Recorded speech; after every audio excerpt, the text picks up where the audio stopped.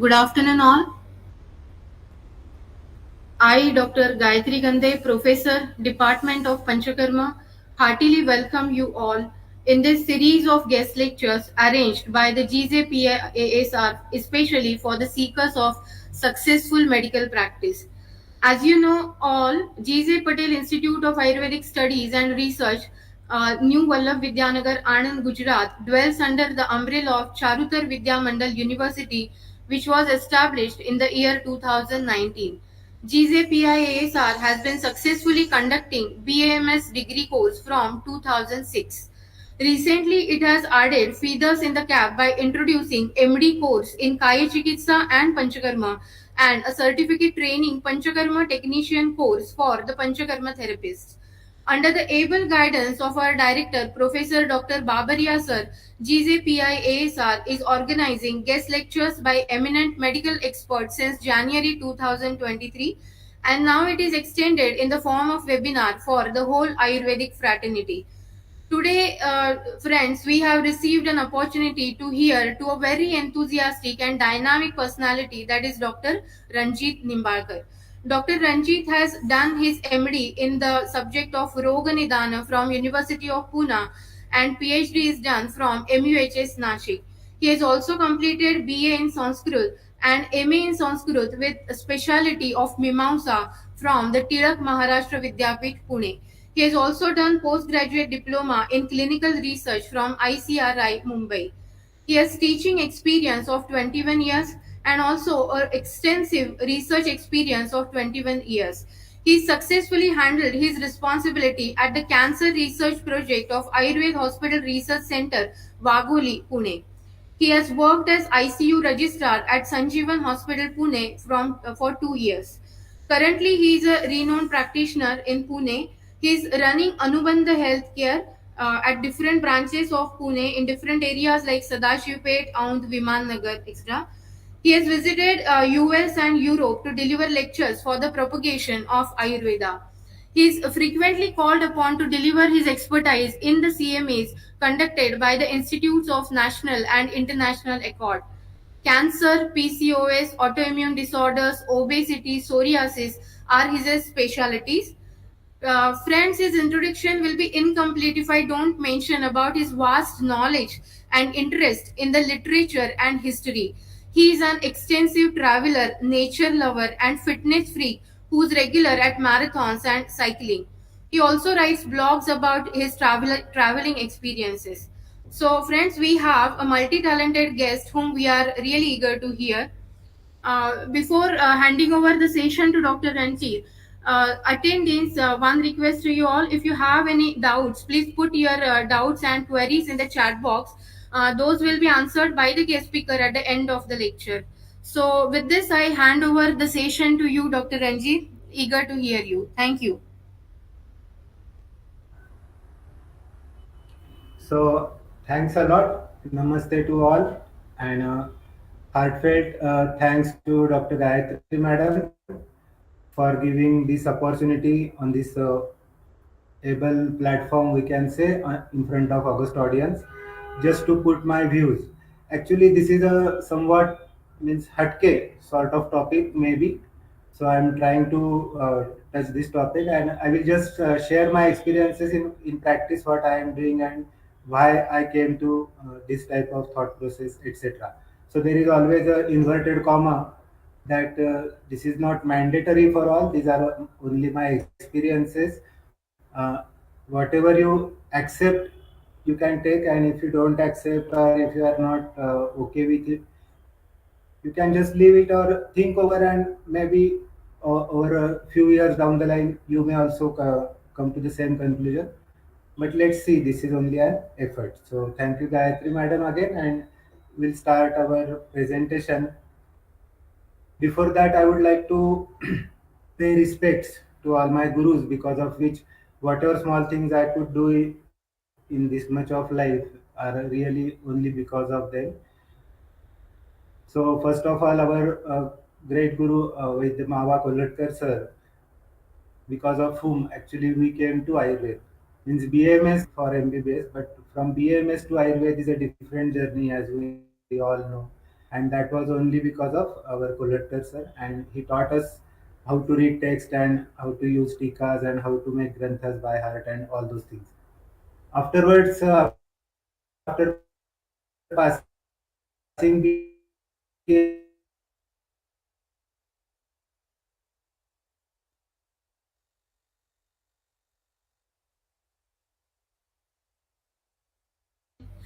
Dr. Ranjit, you are not audible. Ah, is it okay now? yeah, yeah, absolutely fine. Yeah. And lastly, I would like to pay my respects to Dr. Khandel sir and Dr. S.N. Oja sir. This Oja sir is unfortunately not with us right now. He passed away last year. But because of them also, I got a very much a boost in my life and in my career in all aspects. So I would like to pay respects to them as well. As there are Bruhatrayi and Laghutrayis in our Samhita, so this is a Bruhatrayi. So in our Bruhatrayi also there are four Granthas, Charak Sushrut, Ashtang Sandra and Ashtang Uday, though it's a Bruhatrayi. Similarly, here we have this Bruhatrayi of these four great people. And there is a Laghutrayi also, of which I would like to mention with the Rishikesh Maitre sir. Many of you must be knowing him. He taught us how to learn Ayurveda by heart and some basics of Sanskrit. Afterwards, there is Dr. Sanjay Babar sir. He's a colleague of me and a very good friend of mine. He actually taught me how to read and understand modern medicine, which I was not at all aware of by that time. And last but not the least, Dr. Vaibhav Mehta, he is also my senior and colleague and very good friend. He actually is the pioneer who sowed this seed in my mind of using modern diagnostics aptly for Ayurveda treatment. So this is a I really pay my respects to all these three friends and gurus of me also. So let me share my screen and we'll start with the presentation.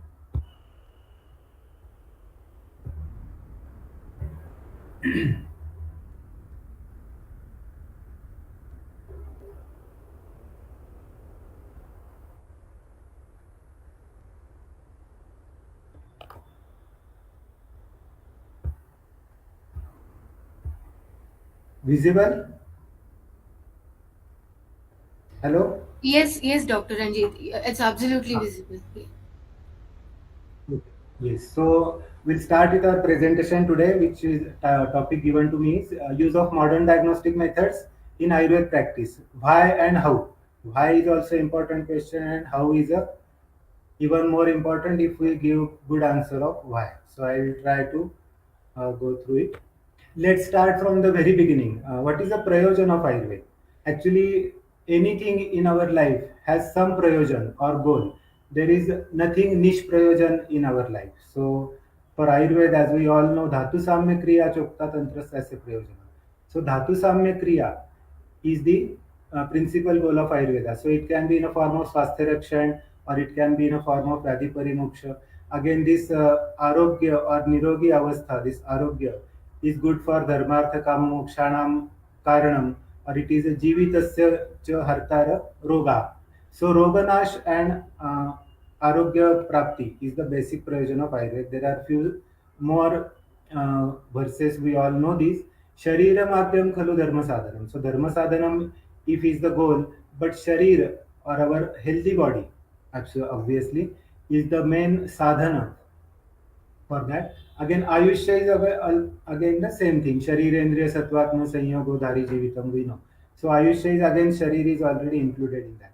So Arogya, Swasthya, Ayushya, Sharira are the all Pratipadya Vishayas of Ayurveda. So today, our principal goal is Vyadhinash, or we are Dhatu Samya Kriya Chokta is Swasthya Swasthya Rakshanam also possible, and Aturasya Vyadhi Parimoksha also possible. So our today's principle is Vyadhi Parimoksha. We'll talk more about the disease and the getting rid of the diseases. So how to reach this goal is the question. This again we know Rogamadhu Pariksheta Tatonantaram Aushadam. So many times people, student, colleagues, they just ask each other, oh, what is the treatment for Jwara? Can you tell me two, three medicine for Jwara? they directly want this medicine directly without any bridging of information in between. So what our text were expect from us is rogamadav pariksheta chatonantaram aushadam. So first we have to see and understand what is the disease, and then only medicine will come into the picture. So from this verse we can definitely say that for effective treatment of a patient, three things are extremely necessary. Can anybody name which are those three things? First one is obviously diagnosis. Second one is diagnosis. So many of you might have recalled that dirty picture, entertainment, entertainment, and entertainment. Similarly, here, if you really want to succeed scientifically, the scientific success and commercial success are again different things. Let's not go into that. That is not our topic. But for a scientific success, perfect diagnosis is very much important and key towards the success.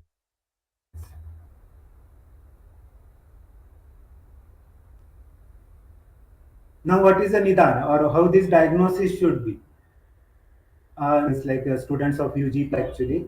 How many of us make a complete diagnosis of any condition? Means I am from Rog Nidan, my basic specialization is Rog Nidan, and I was in teaching also. Students used to come to me, sir, Pandu ka patient, sir, Grahani ka patient, sir, Atisar. Are, is this a complete nidan? So what is it? Definition of nidan. So nishchitya diyate pratipadyate vyadhiranena iti nidanam. So the nidan should give a complete picture of the avastha of that particular patient. As Charak rightly says, aturasyantaratmanam yona vishati yogivat ज्ञानबुद्धि प्रदीपेण न सर्वरोगान् चिकित्सति. If you don't go inside your patient, that should be the case. Means what? Means what this nidan should tell you? Obviously, it should tell you the name of the disease, and if not possible, description of the exact clinical avastha. We know that every disease cannot be named. That Charak has already given us permission. We all know that verse. Let us not again repeat it. So it should tell you about the doshas involved. Which are the doshas involved? Along with the type, subtype, and guna of that doshas. Doshanam samavetanam vikalpo amshamsha kalpana. Not only vata is vitiated. No. Which vata? If possible, prana, udana, or if not possible, at least ruksha gun, shita gun, laghu gun, whatever. So you should be able to tell in your nidan. Then which are the doshas involved in this particular condition? What is the nature of vitiation? Then which is the avastha of that particular condition? So whether it is samanidam avastha can be there, dhatugata avastha can be there, or sukha sadhya asadhya can be there, avaran can be there. So these all information should be given to you by your nidan. So ideally your nidan should be, for example, this say Vatash Pandu, Samavastha, uh, Laghu Guna of Vayu and Ushna Guna of Pitta, and Rasa Rakta and Meda Dusha Kshay. Sort of at least this much nidan should be there, and maybe Rasagat Avastha if it is there, Sukha Sadhya Asadhya. So this much long train of words should be there in our nidan ideally. But now most of the times we see, if we are able to see Vatash Pandu, then it's a heavenly job for us. And now most of the times nidan is like Pandu, Kamala, Shot, something like that. So at least the students try to build this habit to give a complete nidan of any condition. Try to describe each and every small point in that. So whether your today's nidan is giving it to you or not. And once you understand or decipher this avastha completely, then only you should go ahead to think of treatment. And in which manner? This Rasadosha Samudaya Prabhava Tattvam Vyavasyat, which has been mentioned in Charak Vimanstan, first chapter. I think we all know that. So you should know which dosha, which guna, which dusha, which guna, and accordingly, which is the exact opposite medicine by Rasa Virya Vipak Prabhav for that. And accordingly, you should go for the treatment. and not like a simple nuskebaji there is on a TV or newspapers. Somebody asks on phone, doctor, I have this loose motion. Then that doctor on television says, okay, then takes Lagu Suchekar. Game over. So this is not a, though the medicine is Ayurvedic, the treatment cannot be called as Ayurvedic because the Ayurvedic principles are not properly followed. This is again my personal understanding. I may be completely wrong. So I beg your pardon for that. So we think that our Nidan should be perfect. And what are the tools available for us to us for that? We have Rogi Pariksha and Roga Pariksha. We all know this. Now, Rogi is a human body or the patient's body, which is Ashraya, and Roga is Ashray. A lot. Trivida Pariksha, Darshan Sparshana Prashnehi, or Ashtavidan, Rogakranta Sharirasya Sthananeshtuka Pariksha, Nadi Mukra Malam Jiva, etc. Then the Shavida Pariksha, we know Prakriti, Vikruti, Sar Savanan.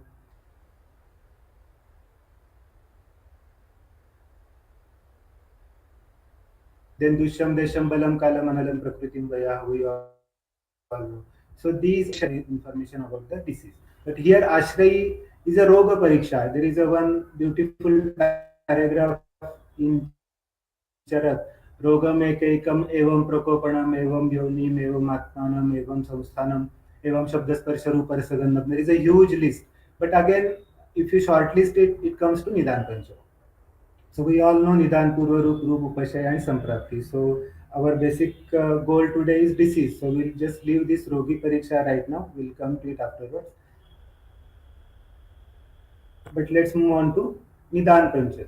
As we know, it is Vyasta Samastascha Vyadhivodaka. It is again in the Madhukoshtika of Madhav Nidan, first chapter. So they alone or together will give you complete knowledge or complete understanding of a disease. So these are the shlokas which we all know, Seti Kartavya Thako, etc. So this will go to previous slide again. This Nidana, it will tell you all the information or most of the information about the disease, but whether in prospective manner or in retrospective manner. So if you eat, say, dahi vada today, so can you tell tomorrow I will get shotha or something like that? Most of the times, no. But once a patient of shotha comes to you and you ask whether you were eating dahi vada a lot, and he says yes. So this nidana will give you information more retrospective. Same with Purva Rupa. Can you diagnose a patient of ascites with just one or two or three Purva Rupas that you are showing these much of symptoms and after 3 months you will get ascites? Is anybody able to diagnose in this manner? But retrospectively, it's at some times, not always, we are able to get additional information about the Nidan. So all the things, importance comes to Rupa or Lakshana. Unless these lakshanas are visible, we cannot do much. Again, upashaya, anupashaya, we know Buddhalingo, Vyadhi, upashaya, anupashaya, abhyam. So this is again having a limit. Think of it and we have to plan it accordingly as per the inputs given by the above four people. So these all shloka we know. This last one, yatha dushtena doshena yatha chanu visargita. This is most important for us, which was there in the previous slide. So which guna, how this dosha was dushti was taking place, by which guna, then which dusha, in what manner this appreciation has taken place. All this information is extremely important if you want to treat the patient on a scientific ground. So what happens in traditional practice today? Traditional means whichever is mentioned in Ayurveda text only. So by traditional, this is our Swasavjna for this only lecture. Whatever is mentioned in Ayurveda text and nothing outside. So Rogi Pariksha and Roga Pariksha occur simultaneously generally. And why this happens? Because most of the examination is Prashna Pariksha only. Even we say Darshana Sparshana Prashna hi Pariksheta Roginam, but around 10 to 20% counterpart is of Darshan and Sparshan. And most of the things, about 80% of the things are dependent upon the Prashna Pariksha or interrogation. So both the things occur simultaneously. So what happens is most of the times we depend upon the Anumana Pramana and we try to reach to the diagnosis. So What happens in traditional Rogarogi Pariksha is the pictorial presentation. It's mostly interrogative, as we said. And in this condition, we are only able to smell the diagnosis. By this, I mean to say, suppose you are given a box, packed box, and you are told to identify whatever is there inside. So what you can do? You can just shake it and see whether it is some sound is coming from inside, or you will try to smell whether some smell is coming out or not. Suppose the smell of vacha is coming outside, so you will say, or you will have a anuman that there is vacha inside. So this is the meaning regarding the patient or the disease. Also, we try to smell the diagnosis.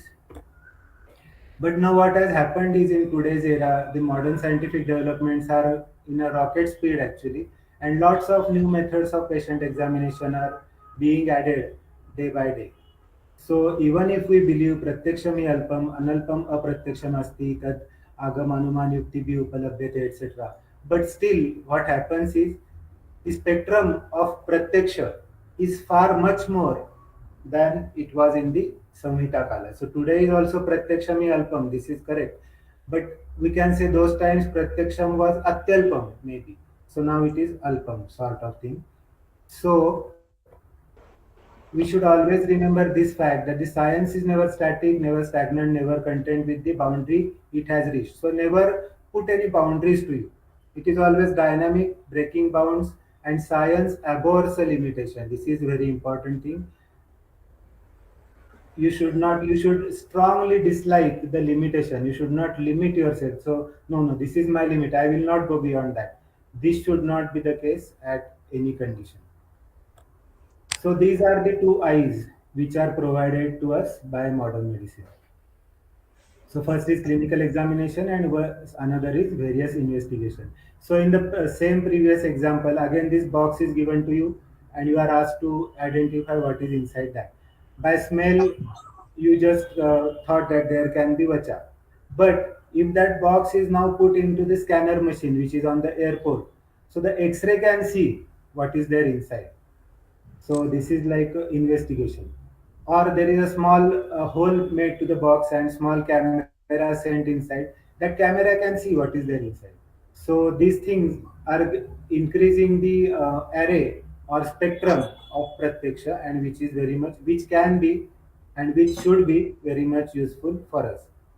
So if we add this nose of traditional practice to these eyes, or vice versa, if we add these eyes to our nose, then what will happen? This will happen for the patient. Win-win situation for doctor as well as the patient, because the doctor will also get more information, and he can reach to, or he or she can reach to perfect diagnosis, and that will help the patient to gain health, and patient will also be happy. So this is the win-win situation actually. Now, if we accept that these two can be fused or combined or integrated, then there can be many people who will raise strong objections against this. No, this is not possible. Why? So, what common objections you might face, means I have faced many times. These are all experiences. So, somebody will say, "Oh, Ayurveda is different, modern medicine is totally different. So, how can you combine these two?" That is the first and the foremost objection that might have come in most of your minds as well. Then principles are different, our principle different, their principle different, understanding is different, our is different, their is different. So how to do this? Then both are like parallel lines of a railway track, so they can never ever meet. So why are you trying to bring them together? Why? So this is one more objection. And last one is uh, very much narcissism sort of objection. We are a complete science, and we don't need crutches of a foreign science. We are Atmanirbhar sort of thing. So these are the most common objections that you may come across. Now, what are justifications to these objections? So these are my justifications. Again, one more time, I may be completely wrong. This is only my thought process and understanding, and this is my practice actually. So this is the objection we know, and this is the answer. Yes, both sciences are different, but the human body is the same. The basic structure is the same.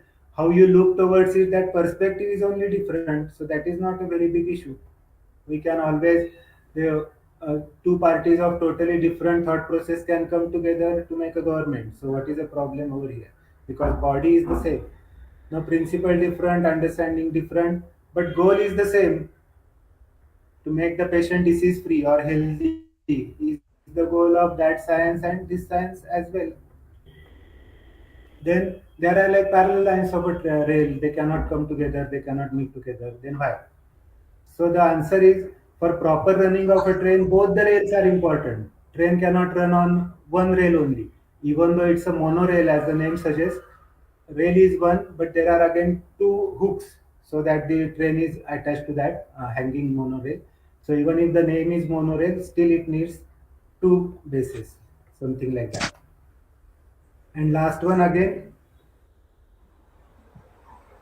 this is again might be controversial. Some of the people may not like it. I apologize it uh, right now. So nobody is complete or perfect in this world. Everybody has some limitations and some strongholds. So it's always better to peep into and seek help from other sciences and upgrade ourselves. Okay. So we should always remember or never forget the andhapangunya. Some people cannot see, some people cannot walk, but if they come together, they both together can reach their destination very nicely. Alone they cannot reach. So that is sort of thinking. Now, is there any textual reference for all this thought process? The last one especially, because it might be controversial. So just to justify my point, there are few very famous shlokas or sutras, most of these first two from Sushruta and last one from Charak. He says, Pratyakshato hi yadrushtam, Shastra drushtam cha yadbhavet, samasatastu dubayo bhuyo jnana vivardhitam. So whatever pratyaksha is available to you, take it. What Shastra drushtam, what your science is saying about it, take it. And samasatasta dubayo bhuyo jnana vivardhitam. So if now these all these investigations are a sort of pratyaksha in a CT scan, MRI, or in a scopy, you directly see the tumor there. It is there. So there is no point in denying it. So take that and see what your science is saying, and fuse that, integrate that, amalgamate that, and then increase your knowledge for the benefit of mankind. As simple as that. Ekam Shastram Adhyano, everybody knows, it's the most famous verse actually. And last one is from Charaka. He says, Satadadhyanam Vadaha Paratantravalokanam. What other sciences are saying. Please keep your eyes and nose and ears open, so that Buddhi Medha Karogana. So your intellect will increase and you will be able to help the patient. Just another perspective, this Charak, Sushrut and Vagbhat, these three names are there. Uh, I personally believe these are the names of those people or this their school maybe. But I personally think that these three are the qualities that should be there in a good Vaidya. So every good Vaidya should be a Charaka, because he should be moving everywhere so that he gains a lot of knowledge. In Marathi we say, केल्याने देशाटन येते शहाणपण मनुजा फार. So as much as you move and travel, you get a lot of experiences and automatically you grow. Sushruta again is Shruta. Bahushruta is also a word, but again, you should be able to listen and assimilate maximum good things. There should not be any limitation for your learning. And Vagbhat, again, you should be able to express yourself very nicely, whatever you have your experiences. And all these qualities are very important for a successful practitioner Vaidya. This is my interpretation of Charak Sushruta and Vagbhat. So if we accept that this is possible and this is rational, basically, not possible is a different word, but rational. Okay, this can be done. We principally accept. Now, if we want to practice this, there can be some mistakes commonly occur. And now, because of these mistakes, most of the people are, they say that they are not with this type of concept. So what is the first thing to make?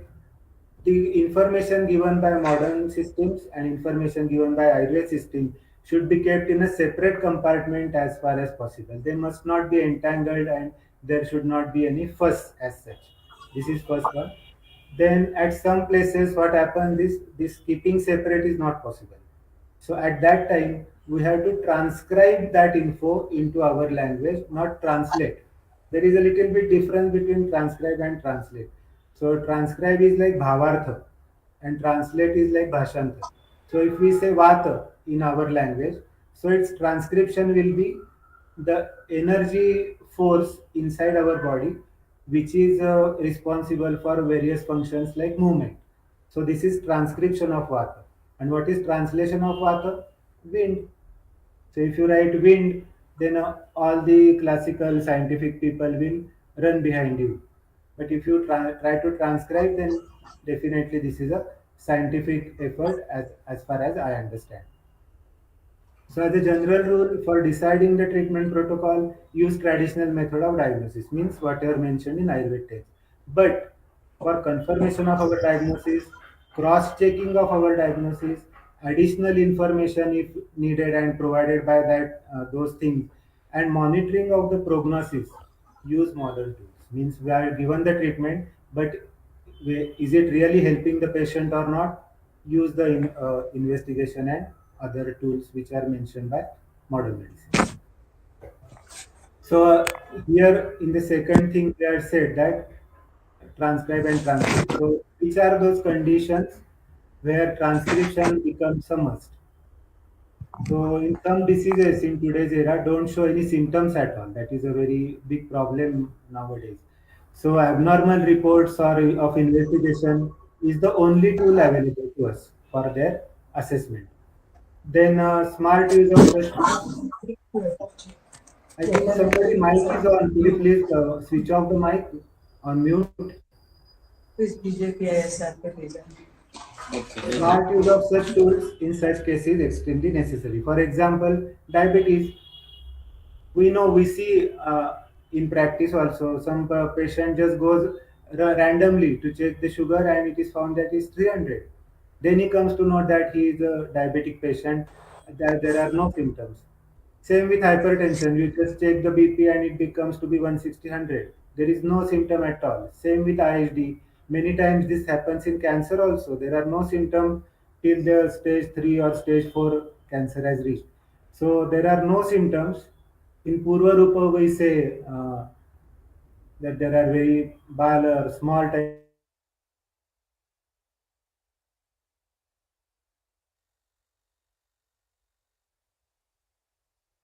are not visible to the Hello, Dr. Ranjit, you're not audible, please. Hello? hello. Now it's fine. Yes, is it okay now? Yes, yes, absolutely. Okay. So common examples like diabetes, accidental finding blood sugar is 300, or blood pressure, accidental finding BP 160 IHD, accidental finding that treadmill is positive.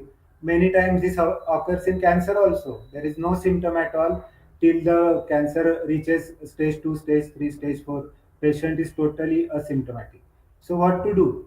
We have to rely completely on the abnormal reports of the investigation, and this is the only tool available to us. We cannot say that let the symptoms appear, then I will do something. This scenario, I remember always this border movie in which this Jackie Shroff, who is a pilot, but he cannot take off in the dark. So he has to wait till sunlight. As soon as sun rises, he immediately takes off and wins the war. Similarly, we cannot sit hand in hand to symptoms, they should arise. We cannot stop. So all these investigations are telling you the abnormalities even before the onset of symptoms.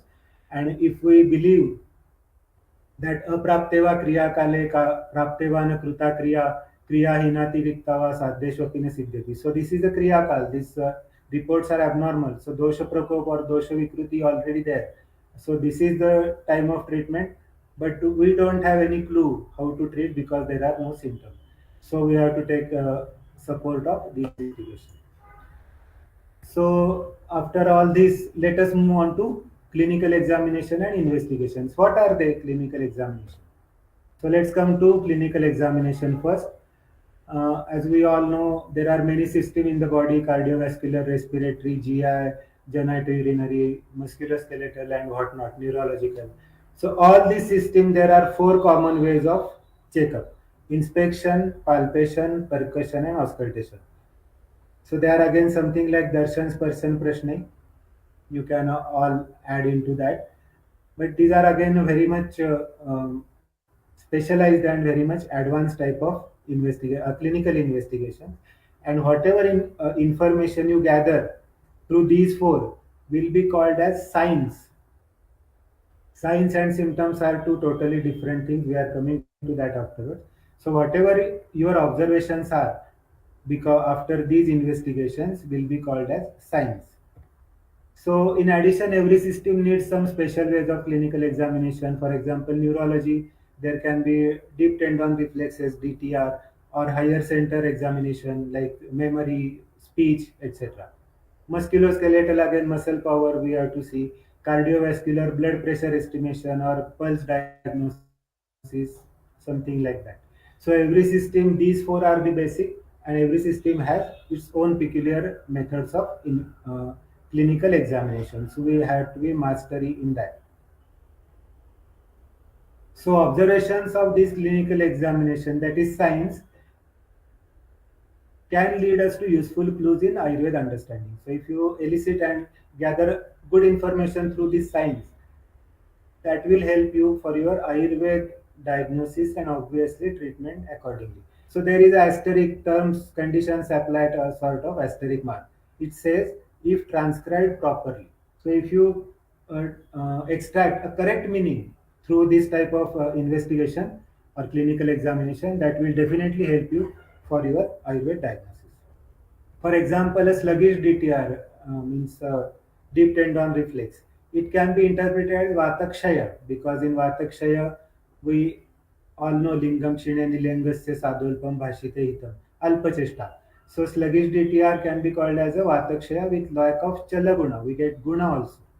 And increase in Shithila Guna of mouse. So we call Avshansha Kalpana Doshanam Samavetanam Vikalpa Avshansha Kalpana. So we get here Guna also of that dosha. Conversely, exaggerated DTR, we can call it as a Vata Prakopit Chala and Shita Guna because Stambane Shita and the tendons or the muscle, there is a lot of kathina in that because of exaggerated reflexes there. So again, you will get a good information in our language if you transcribe it properly. And obviously, treatment you can plan accordingly. Now, signs and symptoms, which we had talked about, the signs and symptoms vis-a-vis in front of each other. So, abnormal finding in clinical examination is called sign, which we have seen, or investigations, which are lab or imaging type of investigation. Always you have to keep in your mind, at least in a background. You may not use it in a diagnosis, but that you should always be there in your background. We are going to take some examples of that afterwards. Again, if symptoms are confusing or misleading or misguiding, then what will happen? Elicitation of signs will give you the confirmation of diagnosis. So the signs are always reliable and symptoms may not be that reliable always. So there is a Zindagi to Bewafa hai. So Maut is Wafadar and Zindagi is Bewafa. Similarly, signs are always Wafadar. Symptoms can be Bewafa some of the time. So what are the such conditions? Say a patient is lying, student is there is an examination in college and student has not studied. He will say, sir or madam, there is a lot of headache today, I will not appear for the exam, I will go home. How will you come to know as a doctor? It can be totally lie.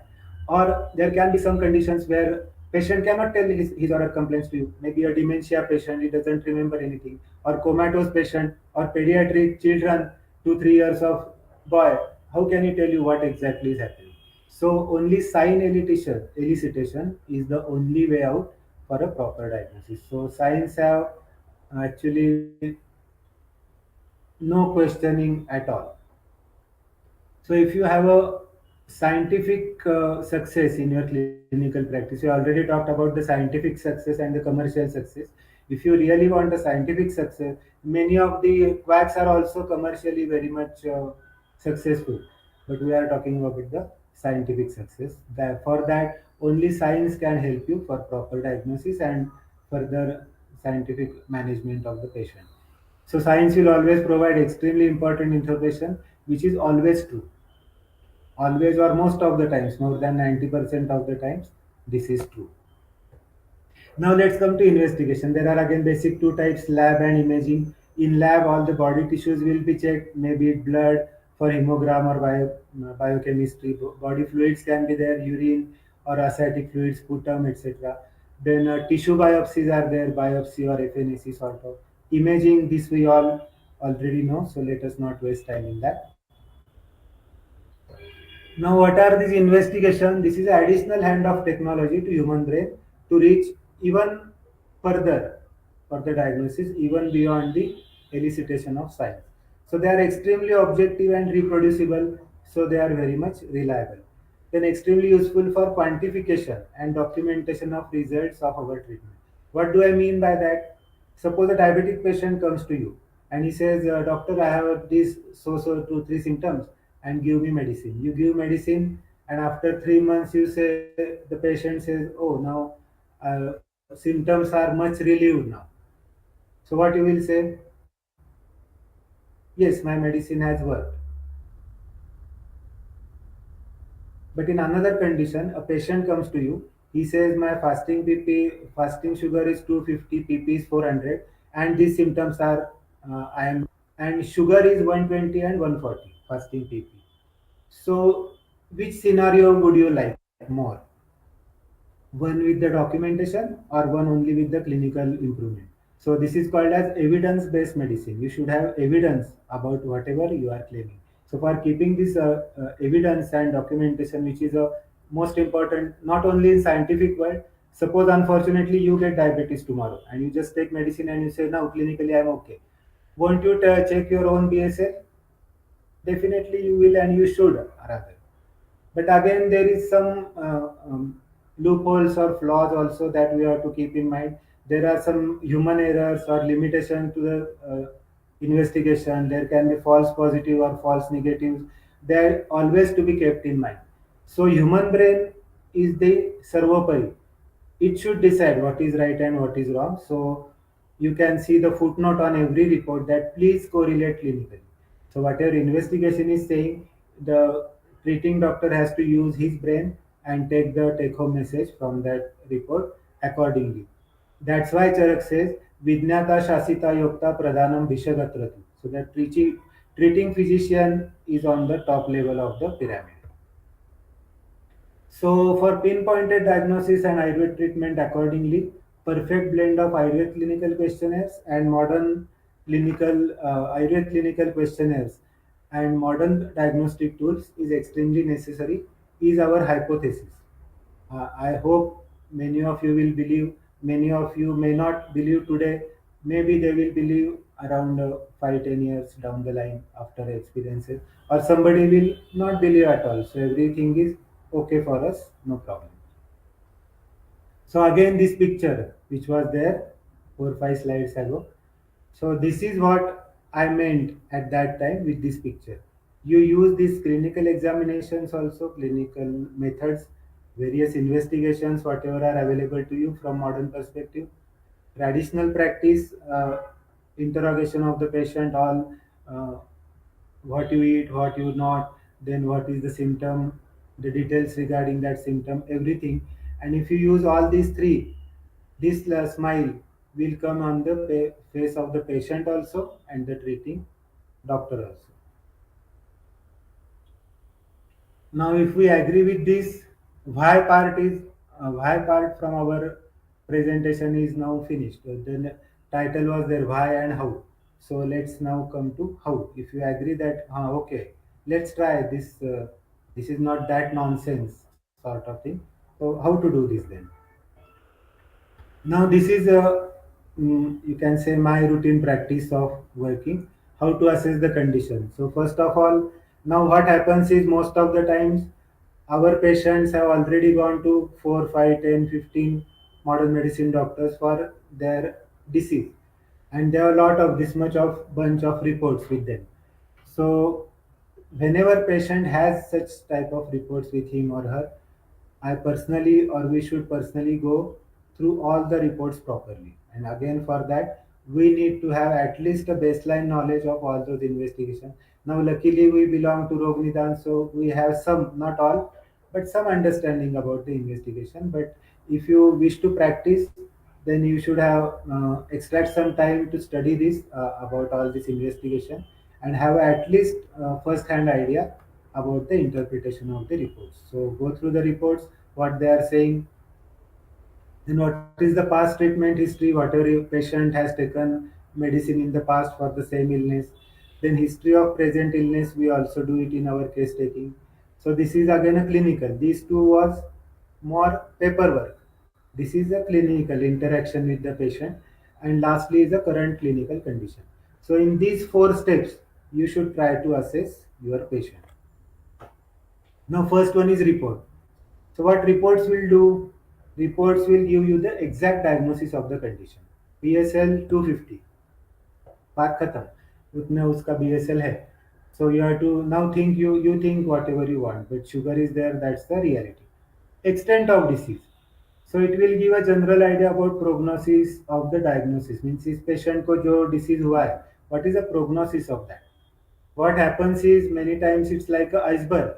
Only 1/8 of the disease is visible over the water to the treating Vaidya, and 7/8 is below water, which you are not able to see because we don't have that skill of Aturasyantaratmanam Yona Vishati Yogivat. So for that purpose, investigations will help you a lot. So going through reports is totally a Roga Pariksha of modern area is what I understand. Then past treatment history means what treatments patient has undergone in the past for the same illness or different other illness which he has suffered in the past. Like that, you have to get a detailed idea about the previous medication. Then efficacy, how did those medicine help to the patient or didn't help? Side effects of those patients, did the patient suffer from some disease or symptoms because of those medicine? You need to know whether this patient is taking this treatment even today or discontinued. If that's discontinued, why discontinued, all those things we again want to know. So this is again a sort of Roga Pariksha only. Third one is clinical history of present illness. So this is all we practice in our clinics. So nature of onset, how the disease or the condition started, how was the initial symptoms, then what is the duration from which you are suffering from this particular illness, sort of information. This is a sort of interrogation with the patient, question answer. Then speed of disease progression, how fast the disease has progressed or evolved to the current stage. That also we need to know. So all these questions will derive a general idea about prognosis in this particular patient. Previously with report was prognosis of that particular diagnosis, but that is report, that is not patient. Patient and report are totally different things. We treat patient, we don't treat reports. So what is the condition of that diagnosis in this particular patient and what can be the prognosis of this particular patient, we definitely get a rough idea because of this all clinical history of present illness. Now current clinical condition, how the patient is as on today, we call it as a Vedana Vishesh, chief complaints at present. So apt use of again clinical methods of all systems as described by the modern medicine. We need to use that. You auscult, hip chest, heart sound, blood pressure, per abdominal examination, deep tendon reflexes, superficial reflexes, whatever common examinations are there, you must.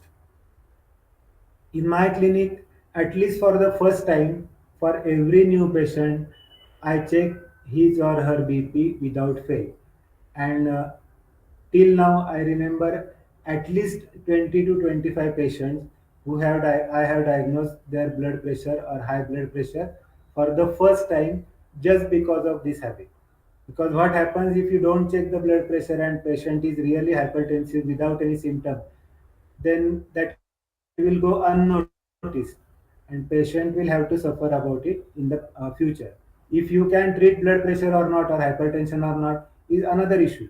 If you feel, means I personally believe I cannot treat hypertension, but I refer that patient to some modern medicine physician and I tell him that you continue the treatment for hypertension with that person and for your other conditions we will have treatment, so that we are not doing any iatrogenic thing to the patient. So even if it is needed or not needed, all the systems which are at least for the first time. For follow-up, if you know now the BP is okay, so every time you don't check BP like a 25-year-old young person, first time BP was 120/80, and you don't want to check every follow-up, that is okay. But for first time, you must check not only BP but everything. So clinical examination is there, elicitation of signs, and interrogation as per Ayurveda understanding. All the questionnaire that we follow, that also information should be gathered. So this becomes Rogi and Roga Pariksha together. You get some information about Rog as well and some information about the Rogi or the patient as well. Now comes the follow-up part. Now you have taken the patient for treatment, all case taking has been done, you have given the treatment. Now you want to know whether this treatment is helping the patient or not. So first and the foremost, obviously, symptoms are getting reduced or not. Again, what happens? Symptoms are subjective. So how will you understand that really this has reduced or not? So the most common and famous way is creating a VAS, visual analog scale. So you can ask the patient, you had headache last time, you said it was 10. Now today, is it 8 or 6 or 12 or 14 or 10 only? So accordingly, you will understand whether patient is getting clinical improvement or not. That is the most important thing for the commercial part of the treatment. But for the scientific part of the treatment, again, changes in clinical examination findings should also be visible. Say last time sugar was 300, now it is 150. So this is for investigation report. So it is showing improvement. In clinical examination, last time there were a lot of rhonchi, scattered rhonchi throughout the chest of the patient, but now these rhonchi have reduced, so that you can do. Again, this science patient cannot lie. He cannot create some sound so that you are misled or something like that. So that is, you can be wrong while assessing, but that is your mistake. Patient cannot do anything in that because they are totally out of voluntary control of the patient. Patient cannot on his own increase his body temperature, or he cannot increase his pulse rate, or he cannot increase his blood pressure just by his will. So that's why signs are very much reliable. So all these three levels patient should show good improvement, then only it will be great to claim that your treatment has helped the patient. Sometimes what happens, improvement in the symptoms is actually deterioration of the condition. This may be a weird sounding statement, but it is true. We'll come to that afterwards. So let us go with some examples. Some examples are of diagnosed disease, and some examples are about the clinical presentation. So accordingly, we have tried to prepare this presentation. Now this first patient comes to you and he tells you that I have a diabetes complicated for 10-15 years, but current symptoms are weakness and anorexia only. So now for weakness and anorexia, how will you plan your treatment? So say you will plan 2-3 medicines, whatever you think best for that particular person. Now what happens? Now patient tells you the report. He says BSL is currently 400, just checked yesterday. Creatinine is 3 milligram percent, and there is lot of dyslipidemia too. Now whatever treatment you had planned at this level, will you continue the same treatment after getting knowledge of these reports also? Personally, I believe you will see, oh, BSL is very high. Then you will ask a few more things. Have you taken your normal medicine or not? Or I will give medicine accordingly. Or go to your physician, whatever. Creatinine is 3. Means his kidney, this diabetes is having ill effects on the kidneys. So I should give something for protection or rasayan for kidney, something like that. Dyslipidemia is there. So again, whatever I think about dyslipidemia, it may be Raktagat Med or Medagat Rakta, whatever. For that, I need to give some medicine, or I need to tell him to take opinion of his treating physician, whatever. So all this thought process will start only if you see these reports. If you don't see these report, and if you want to treat only weakness or anorexia, now you decide on your own which you will call as a complete treatment. Okay. So similarly, second example, a person comes to you, he tells you that I am a hypertensive patient, but right now my some headache is there, mild, some EG means epigastric retrosternal burning is there. Some epigastric and retrosternal burning is there. Now, what will be the plan of your treatment? What will be your diagnosis? Maybe you will say, oh, this seems to be acidity. So take Suchekar Panchamrut 2 tablets 3 times a day, and you will be okay. Maybe you will say, you means we all. But afterwards, you check the patient, and BP comes out to be 160/100. Now, again, look at this scenario. Now, what will you think? Would you like to continue with the same treatment? Or at least there will be some popping of some new thought process in your minds after looking at this clinical examination. Above that, he shows investigation also. There is severe dyslipidemia, lipid profile is derailed. Again, ECG is showing lateral wall ischemia. Now what? Symptoms are the same. With this additional information, when added to your brains, would you continue with the same? That is the question. Third example, say breast cancer patient, the tumor is palpable in the breast, and the lady tells you that I am a known case of breast cancer and there is one tumor in the breast. Now, obviously, you check clinically and you find that there is a hard adherent tumor palpable, which is somewhat reddish in appearance. So, how will you plan your treatment? Maybe Kanchanar Gugul because it's a Granthi or Arbud and Kanchanar is a Lekhan Shrestha or Hirak Basma, something like that. So maybe you will plan some your treatment as per your thought process.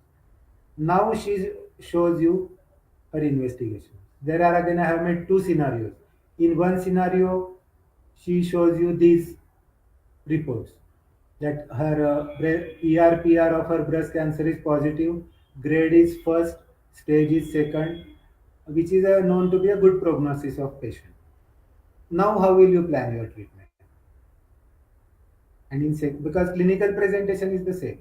Now, in second scenario, she says that no, this is a triple negative breast cancer, grade 3, stage 3, which is a extremely guarded prognosis and recurrence can occur anytime with multiple lymph nodes involvement. Now, what will be your treatment? So, there are three scenarios. First, you know only about the tumor. What is your treatment? Second scenario, you know about the tumor and you know about the good prognosis of the patient because of investigation. What will be your approach? And in third scenario, there is a guarded prognosis, severe sort of breast cancer with the same presentation. Then, what will be your approach to the same patient?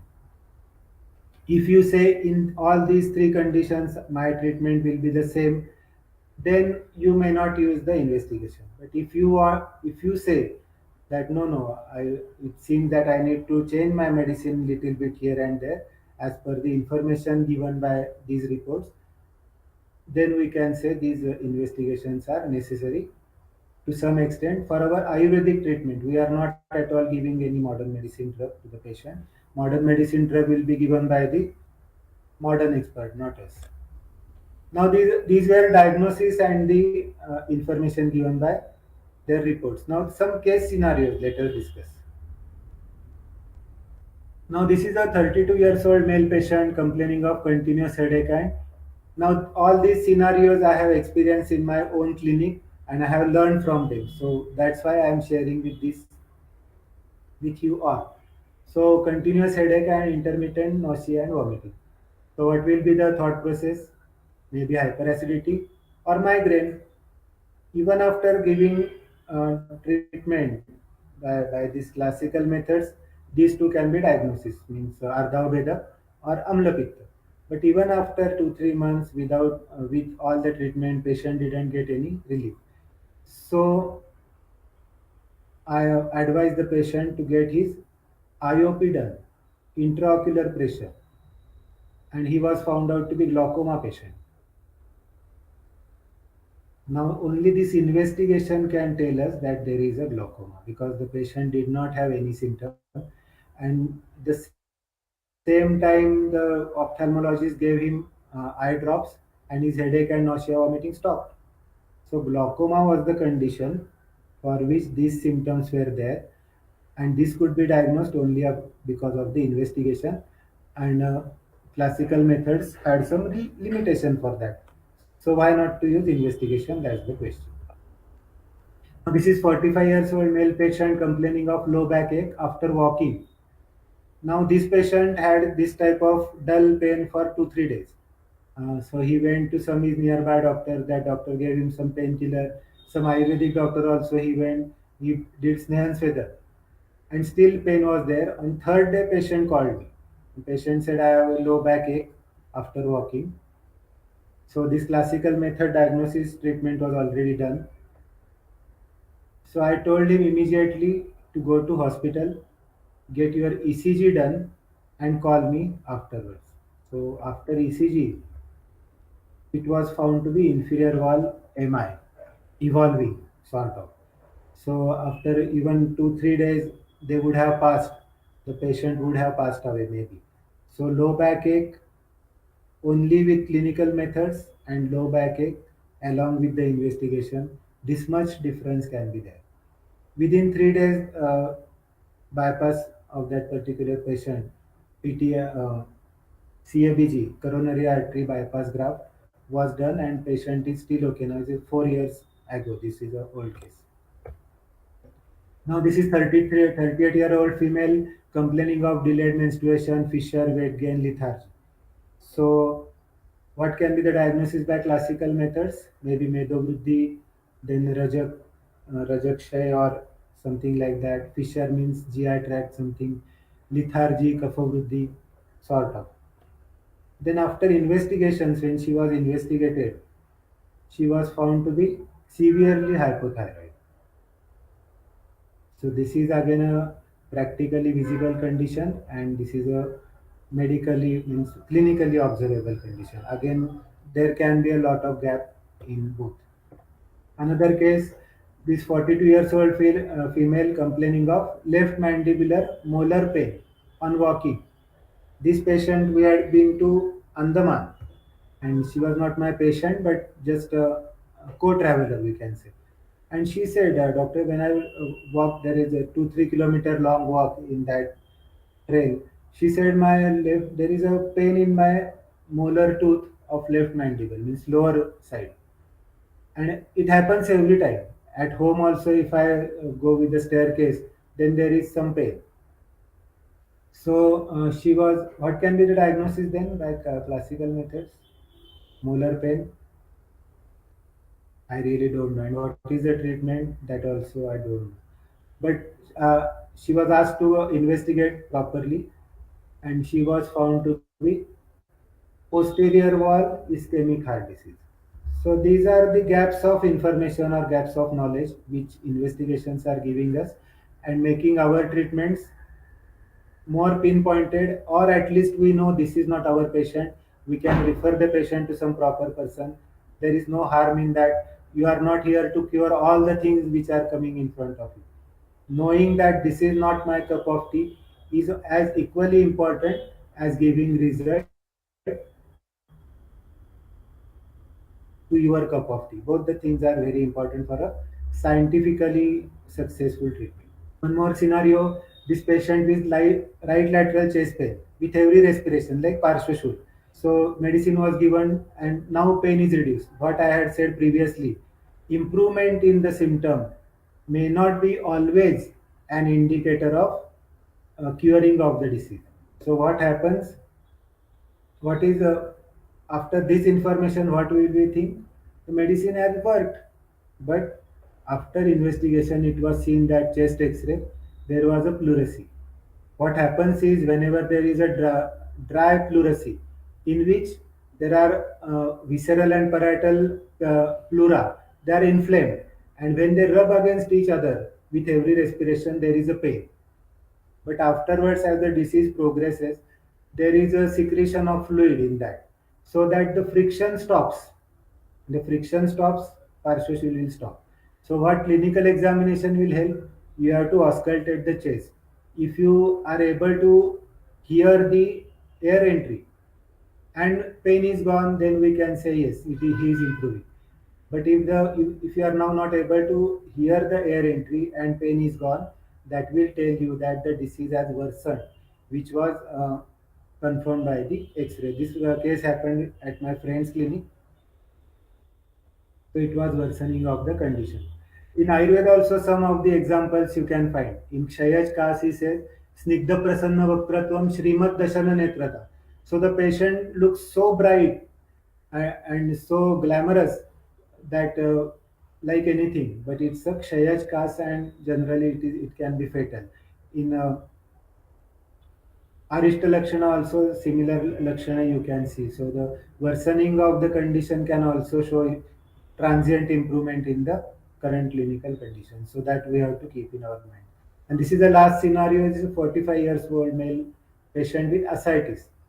So what can be the diagnosis by a classical method? Udar and some treatments say Jalodhara rivers. But after investigation, in one case it is found that the fluid contains protein, that is exudate. And exudate is always when there is inflammation. Means and inflammation will come mostly because of infection. So if there is a protein exudate or exudate in the fluid, then it can be TB of peritoneum.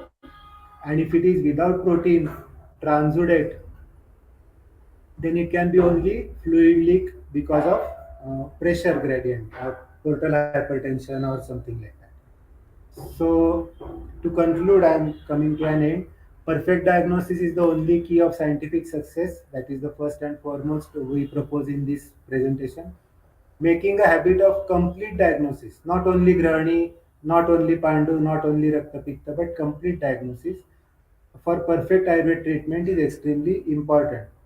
Information provided by perfect elicitation of signs is far more accurate and far more reliable as compared to that provided by merely by symptoms. So we all should be as perfect in eliciting the signs as we can. Modern diagnostic tools can help a lot to reach the perfect Ayurvedic diagnosis. Amshash Kalpana, provided transcription is made very wisely and accurately. Lab and imaging investigations add valuable information, but the blind faith on them needs to be avoided. So lab and investigation they are helpful, but with a asterisk mark over there. Conditions apply. The information must be cross-checked with the information given by science and validated as per our own clinical judgment. So this is the last take-home message given by Ayurveda. Jnanapurvakam hi karmanam samarambham prashamsanti kushala. If you want to become a very successful, scientifically successful Ayurveda practitioner, proper knowledge of all the related things is very much important. The same thing is explained by our Bhagavad Gita. Nahi jnanena sadrusham pavitram iha vidyate. So don't bound yourself, don't limit yourself, and accept every good thing which is coming in front of you and use for the benefit of mankind. So thank you very much for the patient listening. I am done. So if any queries are there, most welcome. So over to you, Gayatri madam. I will stop sharing. Thank you, sir. Thank you for the wonderful section. Sir, we are having 2-3 queries. Can we move on to the question answer session? Okay. Sir, there is a question. Is there any scope in Ayurveda for innovations in diagnostic tools and methods? If yes, what are those areas? Actually, lot of scope. Sky is the limit, or I would say even sky is not the limit. So that is the scope actually we have. As per my knowledge, there are few activities going on for Nadi Pariksha. They are creating some tool for Nadi so that in Nadi I will say, oh, this has happened, but it is not like Pararthanuman. I cannot explain it to other person. But in a Nadi with a specialized sensor and in a graphical manner people are trying to show this. Similarly, there are many actually. So this is the very easily I can recall of, but you can think of and sky is the limit for that. Okay, thank you, sir. There is one more question: how to Yes, how to diagnose the toxicity of Ayurvedic drugs and how it can be avoided? it's a big issue actually. First and the foremost, prevention is the only cure. So whatever medicine you are using, if you get it checked before using from the proper lab regarding all that toxicity and studies, that is the best way to do.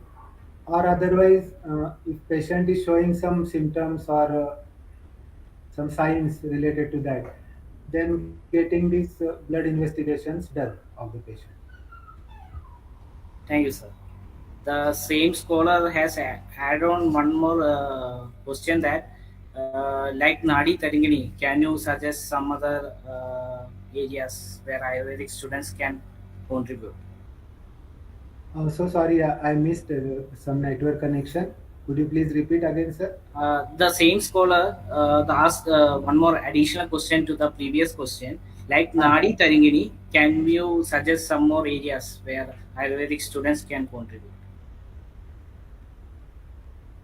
right now, actually, I don't, but not directly related to this. But there is a lot of scope for research actually in every area, right from manuscriptology to the clinical work, from epidemiology. Now, in Ayurvedic, it is mentioned don't eat viruddhana, something like that. But what happens that again we have that shloka Shandan Devi Sarpadako Dharanam and blah blah blah, everything is there. But do we have any data that exactly what happens if I eat shikran? Exactly what happens if I eat, say, amras? Exactly what happens if I eat some other type of viruddha? So there is one this good research area. You can follow the people for 10, 20, 30 years who are practicing this. And at the end of 10 years, 20 years, you can gather some data and you can come to some conclusion. It may not be always instrument wise. Now, instrument, those people have produced a lot. Actually, if our acharyas, Secharak or Sushrut or Vagbhat, they would have felt that it is very much necessary to hear the heart sounds or the respiration sounds, they would have prepared it.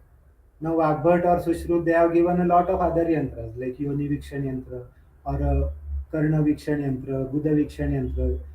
Lots of are there. But this auscultation, it was not there. So,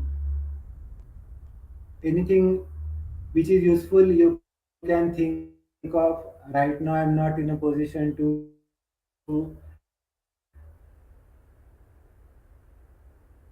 tell what exactly can be done. But again, for Shirodhara, you can there are some machines in the market which are automatic Shirodhara yantras. Or Niruha Basti. Niruha Basti, 1 liter of dravya. We cannot give at a stretch. We have to use that enema pot, but there is no that much pressure. Or small syringes we have to give 10 times.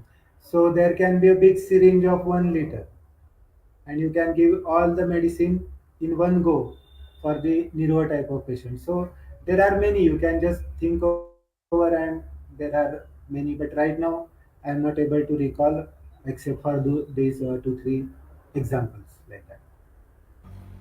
Thank you, sir. We are not having more queries. I'm handing over the mic to Gayatri ma'am.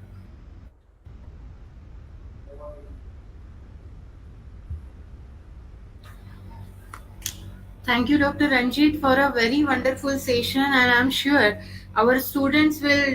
It will definitely increase the enthusiasm to learn Ayurveda after listening to your lecture. Now, I request our Vice Principal, Dr. Sarita Bhutada, Madam, to speak few words about this whole session. Over to you, Sarita, Madam. Yes, very good afternoon to everyone. Thank you, Gayatri madam, and Mm. thank you, Ranjit. Namaste. After a long time. Yes, So yes.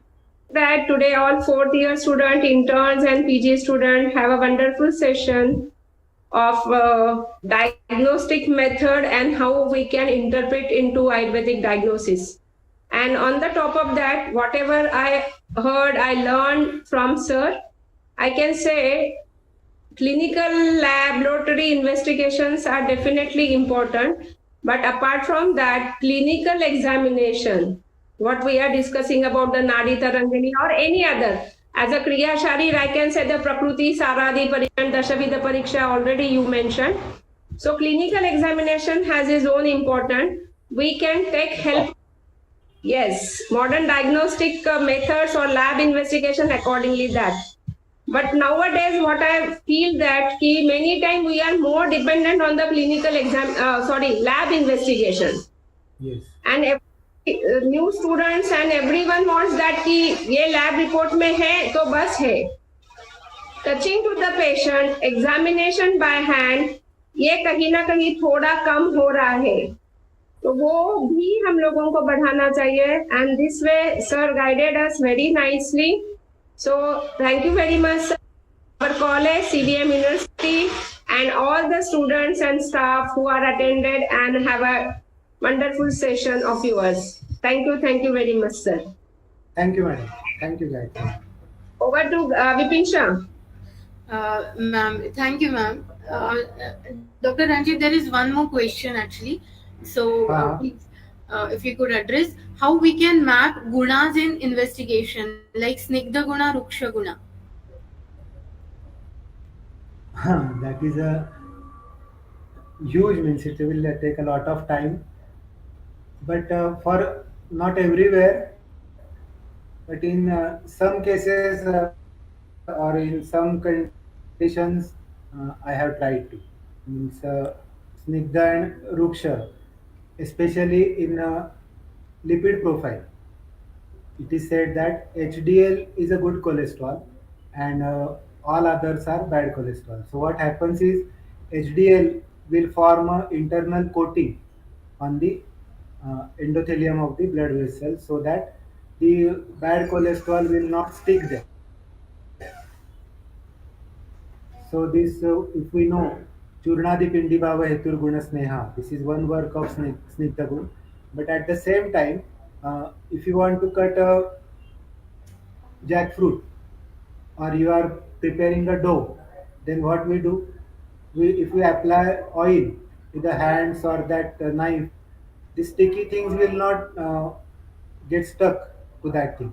So keeping away those things is a very important function of Snigdha Guna at the same time. So good HDL, we will our inference will be the Snigdha Guna in his, especially in Rakta Dhatu, is good. And if this bad cholesterol is more, then we will say the Pichil Guna is comparatively more. If HDL is less, then we know that there will be cracks in the endothelium and where this bad cholesterol will go and stick. So if HDL is less, then we will understand it as a less Snigdha Guna or Ruksha Guna and vice versa. Yeah, it's a huge topic actually, sir. Thank you so much. Now I hand over the session to Dr. Priya Nashine, Assistant Professor, Department of Panchakarma, for the thanking vote. Thank you.